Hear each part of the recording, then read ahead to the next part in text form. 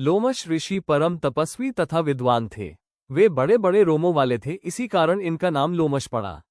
बचपन में लोमश मुनि को मृत्यु से बड़ा भय लगता था। इससे बचने के लिए उन्होंने भगवान शंकर की घोर तपस्या की। जब भगवान आशुतोष प्रसन्न हुए और उनसे वर मांगने को कहा तो उन्होंने कहा, देवाधिदेव, यदि आप मुझसे प्रसन्न हैं तो मेरा यह नर तन अजर अमर कर दीजिए, क्योंकि मुझे मृत्यु से बड़ा भय लगता है। तब भगवान शंकर ने कहा, लोमश, यह नहीं हो सकता। इस मृत्युलोक की सारी चीजें नश्वर हैं और आज नहीं तो कल सभी विनाश को प्राप्त होंगी। यह अटूट ईश्वरीय विधान है जिसको कोई भी नहीं बदल सकता। अतः तुम्हारे इस भौतिक शरीर को मैं अजर अमर नहीं कर सकता, किंतु तुमने मुझे प्रसन्न किया है, इसीलिए लंबी आयु का वरदान मांग लो। तब लोमश ऋषि ने कहा, अच्छा, तो मैं यह मांगता हूं कि एक कल्प के बाद मेरा एक रोम गिरे और इस प्रकार जब मेरे शरीर के सारे रोम गिर जाएं तभी मेरी मृत्यु हो। भगवान शंकर मुस्कुराए और एवमस्तु कहकर तुरंत अंतर्ध्यान हो गए। आरंभ में तो वे बड़े प्रसन्न हुए, किंतु जल्द ही अपने इस जीवन को जीते जीते वे थक गए।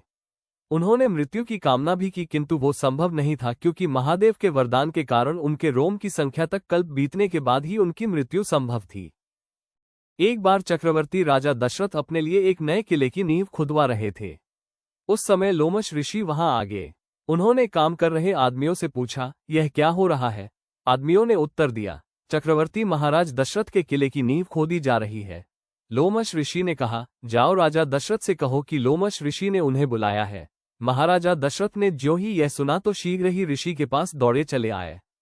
उनके समीप जाकर दंडवत किया और हाथ जोड़कर बोले, ऋषिव, इस दास के लिए क्या आज्ञा है? ऋषि लोमश ने महाराज दशरथ की ओर बड़ी ही करुणा भरी दृष्टि से देखा और बोले, राजन, मुझे एक बात पूछनी है और वह ये कि आपको इस मृत्युलोक में कितने दिनों तक रहना है?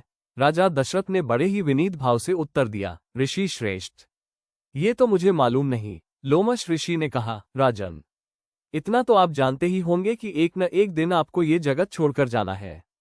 अधिक से अधिक 1000 वर्ष रह जाएंगे, बस इससे अधिक तो नहीं ना?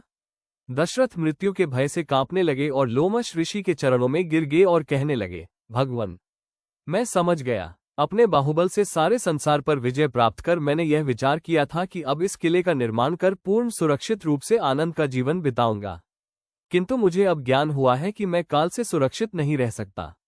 मुझे सत्य का उपदेश दीजिए। लोमश ऋषि ने कहा, राजन, संसार में जितना यश प्राप्त करना था आपने किया, परंतु अभी तक आपने अपने लिए कुछ नहीं किया। पता नहीं कब शरीर छूट जाए। आप सद्गुरु उपदेश लेकर अपना कार्य करें, जिससे आत्मा को परमात्मा की प्राप्ति हो जाए और वह सदा के लिए मृत्यु भय से निर्भय हो जाए। यही इस देह का सार है।